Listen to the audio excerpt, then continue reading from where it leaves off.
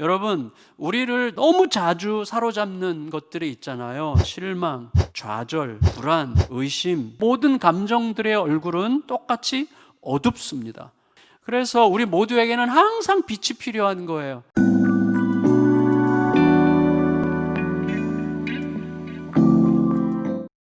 현장에서 가늠하다 잡힌 여인 사건에서 예수님은 누구든지 죄 없는 자가 먼저 쳐라 그러셨어요. 그래서 누구든지 먼저 돌 던지는 자는 자기가 더 의롭다는 것을 과시하는 자가 되는 거죠. 그러니까 먼저 돌 던지기가 어려웠겠죠. 결국 어두움을 몰고 왔던 모든 자들이 돌아가고 그 자리에 빛이 스며들었어요. 복음의 은혜를 입은 그 여인은 예수님이 믿어지는 그 순간 자기가 어둠에서 빛으로 옮겨갔다는 것을 느꼈을 거예요.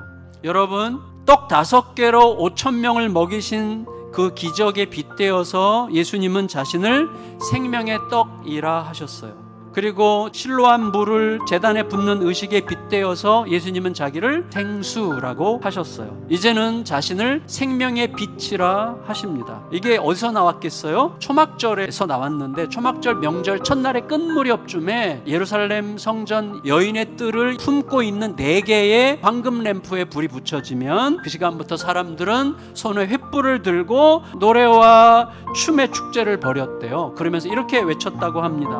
우리의 두 눈은 태양을 향하지 않고 우상들을 향하지 않고 여호와를 향합니다. 이렇게 고백했다고 합니다. 그래서 이 등불빛은요, 밤마다 온 도시를 밝혔다고 해요. 모든 의식들에게는요, 과거와 현재와 미래를 통합하는 성격이 있어요. 불의 의식도 과거 하나님께서 광야에서 주셨던 불기둥을 기억하고 그 하나님이 오늘도 여전히 우리들의 빛이심을 확인하고, 그리고 영원한 빛으로 장차 임하실 하나님을 바라보는 내일을 통합하는 시간이 바로 이 의식의 시간이었던 거죠. 이제 예수님은요, 바로 그 빛에 빗대어서 자신을 세상의 빛이라, 생명의 빛이라 이렇게 말씀하시는 것입니다. 우리들은 대체로 듣기도 전에 이미 분별부터 하려고 그래요. 들음보다 판단이 앞서요. 듣기 전에 먼저 판단하고 판단 속에서 들으려고 해요.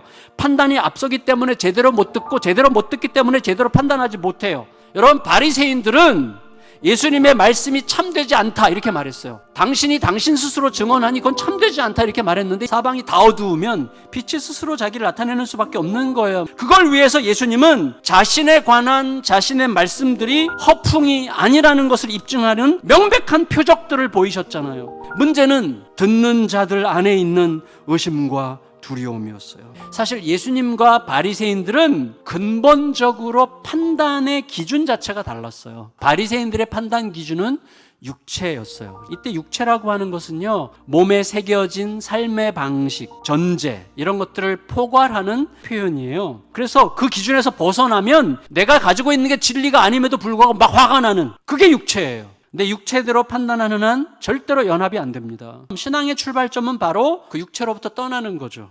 예수님은 이렇게 말씀하십니다.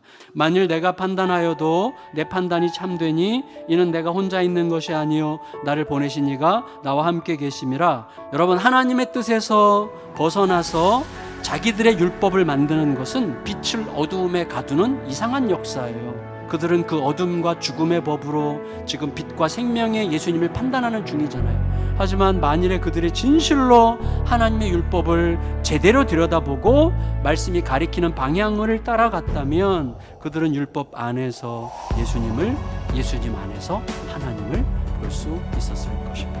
만일에 예수님의 이름을 부를 때 가슴이 설렌다면, 예수님의 이름으로 인해서 예수님을 생각함으로 사랑할 수 없었던 그를 용서할 수 있다면 우리는 어느새 아버지를 알게 된 자들일 수 있습니다. 근데 여러분, 우리들은 종종 책임지지 않으려고 판단합니다. 너는 틀렸고 나는 옳다는 것을 입증하려고 판단합니다.